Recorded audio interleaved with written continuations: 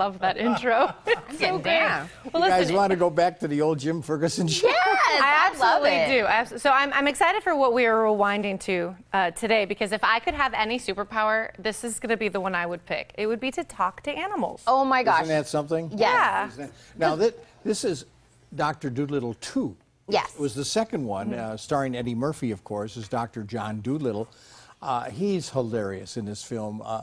You know, one of the reasons I picked him to rewind back, let's go back 14 years, almost to this date, it was released 14 years ago, was that it's still popular on DVD Blu-ray. Yeah. It's a PG, and as you said, Heather, what's better than being able to talk to animals? In this particular story, Dr. John Dolittle, Eddie Murphy, goes back to Hollywood to help a Chihuahua who's depressed, a Star's Chihuahua.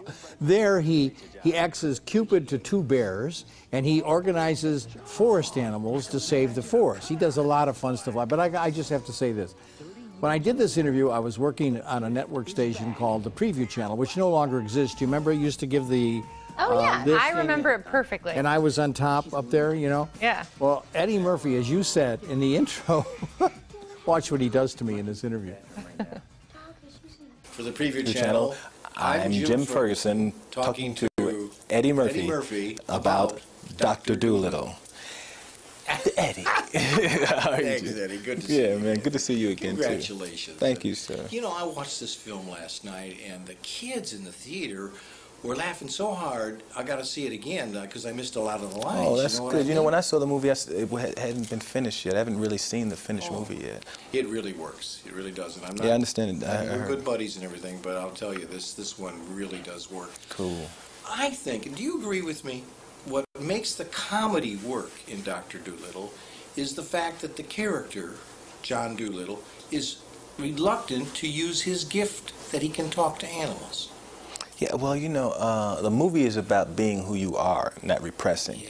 Not repressing who you are. Whoever you are, be who you are. Because if you don't be who you are, eventually it's going to cause trouble some kind of place. You have to be everything that you are. And the movie's about not repressing something that you have. And he has this special gift that, because people are weirded out by it, it's been suppressed. He's not even dealing with it. And as a result, it made his whole life difficult. He's too driven. The movie, you know, he works too much, and he's got not the right relationship with his kids because he's all about his work, you know. Yeah, and it's a wonderful message for kids, Eddie.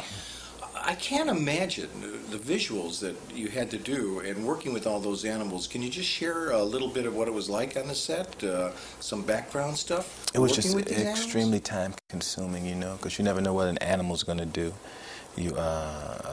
And also it was a lot of animatronics, you know, mechanical stuff, and a lot of dangerous animals like a tiger. You know, I can't really be in the scene with the tiger, so you have a ball, a tennis ball on a string, walking around, and you're talking to this tennis ball on a string. So, and then your looks have to be. It's like taking a big jigsaw puzzle. You know, this movie, and here's one image, and they put this on top of it, and that, till you got the special effects and everything. It makes it look magical, you know. I mean, I'm not a huge animal lover, and I know you're not either. Was that a little uncomfortable for you at times, being around the animals? Yeah. Yeah. I remember one time in particular, Betty wanted me to take this thing out of an owl's wingspan. I never realized how big owls, first of all, their face is almost as big as our face, and they get these big, giant.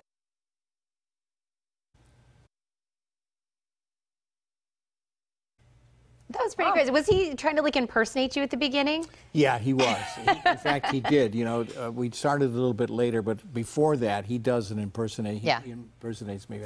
And it kind of throws you off, you know, because he does such a good job of it, you know. We didn't have time, but he does the whole thing on an owl. We could only put so much in the interview. Yeah. But, again, I highly recommend this. 14 years old, still a great family film. It's PG, you know, and what better, as Heather said, I know, a it's movie so about fun. talking to animals. Our kids love these movies. Yeah. So I think this was a good one to do today. So what's coming up on Friday? Okay, on Friday, we're going to rewind again. We're going to go back 16 years, 15, something like that, to a movie called Enemy of the State, where I sat down for about 8 minutes with Will Smith. It's intrigue, it's social media 16 years ago. And Will talks about how it affects our lives in Big Brother today. Yeah. You know, so it's very relevant to today. And Will Smith is so great to talk to. So I thought this would be a good time to bring Will back. But the following week, I'm going on vacation. Okay. Well, we'll miss you, Jim. No. To the movie Vacation. You tricked We'll us. check. We'll check. All right. Well, we look forward to hearing about all of that. Jim, thank you so much for joining us.